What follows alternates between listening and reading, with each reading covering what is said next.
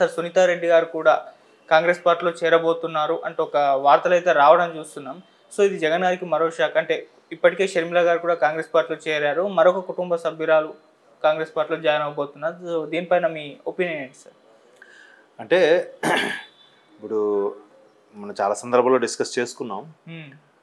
ఆంధ్రప్రదేశ్లో Congress almost all zero లెవెల్లో ఉంది. అంటే భూస్థాపితం అనలేమేమో జీరో లెవెల్లో ఉంది. ఎందుకంటే ఎప్పుడైతే తెలంగాణ ప్రకటించారో ఆంధ్రాలో వాళ్ళకి బాగా నచ్చలేదు. సమైక్యాంధ్ర ఉద్యమం కూడా చేశారు కానీ అంత పూర్తి స్థాయిలో సక్సెస్ అవ్వలేదు అప్పటికి. అంటే ఉద్యోగులు బాగా చేశారు, కొంతమంది కొన్ని సంఘాలు చేసే పూర్తి స్థాయిలో అయితే చేయలేదు. అఫ్కోర్స్ ఇక్కడ కూడా పూర్తి స్థాయిలో ఎవరు ముందు రాలే.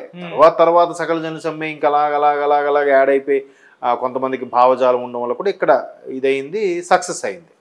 సో అక్కడ ఏంటైందంటే ఆఖరికి కొన్నాళ్ళు కొంతమంది ఎలా చేశారంటే మీరు మాకొద్దు పోరా బాబు అంటే మనం ఇంకా బతిమాలడం ఏంటిలే, విడిపోయి హ్యాపీగా ఉందాం, ఎందుకులే ఎవరు పాలనలు చేసుకుందాం అన్నట్టుగా.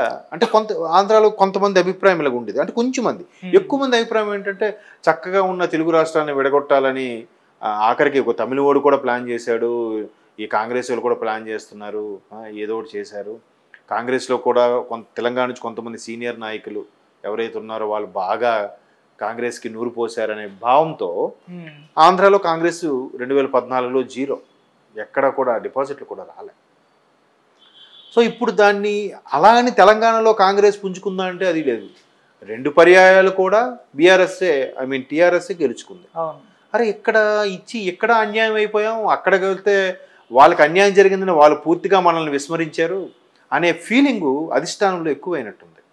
సో ఎప్పుడైతే రేవంత్ రెడ్డి గారు ఛాలెంజ్ చేసి పిసిసి చీఫ్ తీసుకొని కాంగ్రెస్ పార్టీని రాజకీయం తీసుకొస్తాను అని చెప్పడం, దానికి అనుకున్నట్టుగానే సీట్లు గెలుచుకొని ముఖ్యమంత్రి అవ్వడం, ఆయన మంచి స్పోక్స్మెన్. మెయిన్ అధిష్టానం కన్నా రేవంత్ రెడ్డి గారు సీరియస్నెస్ ఎక్కువ ఉందని కూడా చాలామంది విశ్లేషకుల అభిప్రాయం. నేను కూడా అదే నమ్ముతున్నాను. ఎందుకంటే కాంగ్రెస్లో చాలామంది నాయకులు ఉన్నారు, కానీ ప్రధానికి ఢీ అంటూ సత్తాగా నిలబడే నాయకుడు మాత్రం రేవంత్ రెడ్డి. ఎందుకంటే ఎన్నికల టైంలో కూడా మీరు అబ్జర్వ్ చేస్తే అసలు దేనికైనా ఎవరికైనా ఏ స్టేట్మెంట్కైనా ఆయన అన్నీ తానే ఒక్కడే నిలబడి చేశాడు. కాబట్టి ఇప్పుడు కూడా షర్మిలా గారికి బీసీసీ చీఫ్ ఇవ్వడంలో కూడా ఫుల్ సపోర్టు మద్దతిస్తూ ఎలాగైనా ఆంధ్రప్రదేశ్లో కాంగ్రెస్ని మళ్ళా బతికించుకొని ఓటింగ్ పర్సన్ తీసుకొచ్చి ఇప్పటికాపైనా మళ్ళీ ఎలక్షన్స్కైనా మంచి గవర్నమెంట్ ఫామ్ చేయాలి, లేదంటే సీట్లు గెలుచుకునే తాపత్రయంలో కాంగ్రెస్ అధిష్టానం ఉంది. దానికి త్రూ రేవంత్ రెడ్డి గారు, తెలంగాణ ముఖ్యమంత్రి రేవంత్ రెడ్డి గారి ద్వారా కూడా పావులు కదుపుతున్నట్టుగా కూడా మనకి సమాచారం ఉంటున్నారు. చాలామంది రాజకీయ విశ్లేషకులు కూడా దీన్ని అంగీకరించే అంశం. ఎందుకంటే షర్మిలా గారు పీసీ చీఫ్గా నేను చేయగలనా, అంత బాధ్యత నిర్వర్తించగలనా, లేదంటే దానికి చాలా ఖర్చుతో కూడుకున్న పని, అంత ఖర్చు చేయగలమా ఏంటి అనే మీమాంసలు ఉన్నప్పుడు కూడా రేవంత్ రెడ్డి గారే ఫుల్ సపోర్ట్ ఇచ్చి మద్దతు ఇచ్చి ఆమెకు నిలబెట్టారని కూడా మనం కొన్ని వార్తలు చూసాం. వాస్తవం అయిండొచ్చు కూడా. సో అటువంటి రేవంత్ రెడ్డి గారు ఈసారి అధిష్టానంతో పాటు కాంగ్రెస్ కూడా అరే ఎంత ఒకప్పుడు మన కంచుకోట్లాగా ఉండేది ఆంధ్రప్రదేశ్ అంటే, తెలుగుదేశం పుట్టక ముందుకు వరకు కూడా మంచి ఊపులో ఉండేది. తర్వాత కూడా కాంగ్రెస్ రాజశేఖర రెడ్డి గారి హయాంలో వచ్చింది. సో అదే రాజశేఖర రెడ్డి గారితోనే మళ్ళీ వాళ్ళ బిడ్డతోనే ఆ వారసత్వంతోనే మళ్ళీ మనం ఆంధ్రప్రదేశ్లో కాంగ్రెస్ని పైకి తీసుకొద్దామనే ఉద్దేశంతో షర్మిలా గారికి అధిష్టానం పిలిచి ఆవిడకి చెప్పి ఆవిడ తెలంగాణ ఎన్నికల్లో చేసిన సపోర్టు కూడా కొనియాడి ఆవిడకి పీసీసీ చీఫ్గా సెలెక్ట్ చేయాలి.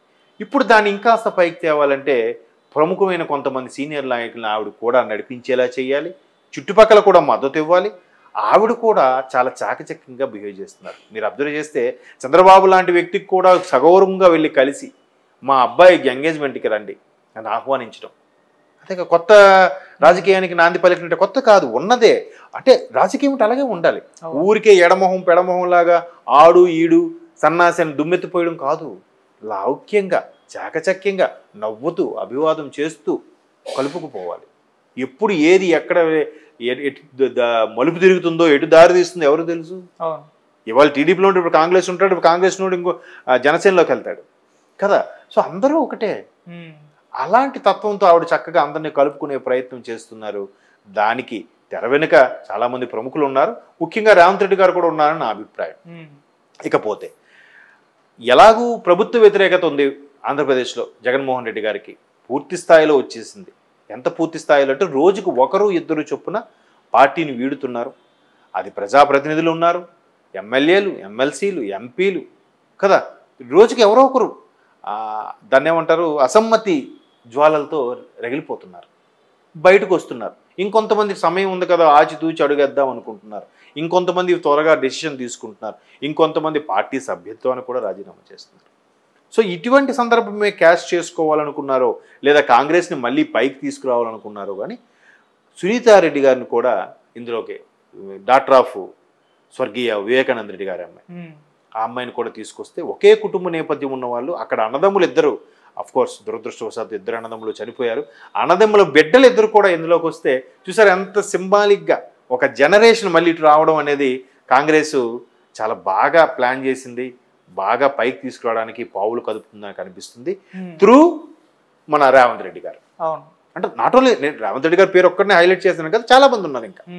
సో అటువంటి వ్యక్తుల ద్వారా మరలా ఇప్పుడు రేపు పొద్దున కేవీపీ గారు కూడా కాంగ్రెస్లో ఉన్న వ్యక్తి కాబట్టి, కేవీపీ గారు రాజశేఖర రెడ్డి గారికి ఆత్మబంధువు కాబట్టి ఆయన కూడా షర్మిలా గారికి రేపు బ్యాక్ బోన్గా ఉండబోతున్నారు. షర్మిల గారు ప్రవర్తించే రాజకీయ పాత్ర ఏదైతే ఉందో రాబోయే రోజుల్లో దానికి రోడ్ మ్యాప్ కూడా కేవీపీ గారే సజెస్ట్ చేయబోతున్నారని వార్తలు కూడా వినిపిస్తున్నాయి.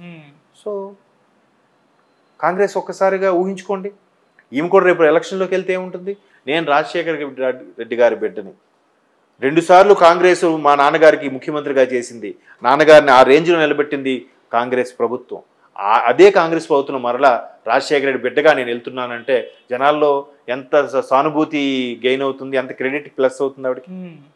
సేమ్ సునీత గారితో అదే కాన్సెప్ట్. వివేకానంద రెడ్డి గారు మాజీ మంత్రి కాంగ్రెస్లో, కాంగ్రెస్ నాయకుడు. సో నా తండ్రి గారిని చంపేశారనో లేదంటే తండ్రి గారిని ఇంకేదో చేశారనో, నేను రాజశేఖర రెడ్డి గారి తమ్ముడి బిడ్డనో, స్వయాన వివేకానంద రెడ్డి గారి బిడ్డనో, నాకు ఎంత అన్యాయం జరుగుతుంది, ఒక బిడ్డగా నన్ను ఆశీర్వదించండి, నా పెదనాన్న నాన్నగారు ఆ పార్టీ నుండి ఇది అయ్యారు, మీరు మరలా మేము కూడా అదే పార్టీ నుంచి మీ ముందుకు వస్తున్నాం, మమ్మల్ని మీరు ఆశీర్వదించండి అని అంటే జనాల్లో ఒక రకమైన హైప్ క్రియేట్ అవుతుందా? అది కదా కాంగ్రెస్ స్కెచ్, అది కదా రేవంత్ రెడ్డి గారు ఒక ప్రైవేట్ ఛానల్కి ఇచ్చిన ఇంటర్వ్యూలో కూడా ఆయన అదే చెప్పుకొచ్చాడు. ఎవరెవరు నా దృష్టిలో ఉన్నారో, ఎవరెవరు నా పతనానికి విశ్వ ప్రయత్నాలు చేశారో వాళ్ళందరూ నేను మైండ్లో పెట్టుకుంటాను, వాళ్ళందరికీ రిటర్న్ గిఫ్ట్ ఇస్తాను. అక్కడ పర్టికులర్గా పేర్లు చెప్పకపోయినా దాని అర్థం అదే. అదే రాజకీయం అంటే, ఎవరికి ఎక్కడ దొరకరు కానీ రాజకీయం. మనం అనుకుంటాం ఏం ట్రిక్స్ ప్లే చేశాడరా, ఏం పాలిటిక్స్ పాలిటిక్స్ రాజకీయం అది కదా. నవ్వుతూ ఉండే తడిగొడ్డతో పీకలు కోసేయాలి, దాని అర్థం తడిగొడ్డతో పీకలు కోసేయాలంటే అట్లా ఇక రక్తం చెందదు పీక తెగదు అన్నట్టుగా. అలా అనేవారు ఒకప్పుడు రాజకీయాల గురించి. అలాగే చేయాలి పాలిటిక్స్ అంటే. నువ్వు రోడ్డు ఎక్కిపోయి మైక్ దొరికింది కదా అని నోటుకొచ్చి నువ్వు బూతులు తిట్టడం కాదు రాజకీయం అంటే. ఇది కదా రాజకీయం, ఇది కదా పాలిటిక్స్, ఇది కదా మ్యానిపులేషన్స్. సో ఖచ్చితంగా ఆవిడ కూడా వెళ్ళడం కాంగ్రెస్ పార్టీకి ప్లస్ అవుతుంది, బట్ ప్రధానంగా వైసీపీకి బాగా మైనస్ అవుతుంది. టీడీపీ గాలి ఎలాగా వీస్తుంది కాబట్టి టీడీపీకి అంత ఇంపాక్ట్ ఉండదు, ఇంకా వైసీపీ ఓటే ఎక్కువగా చేయలే అవకాశం ఉంది.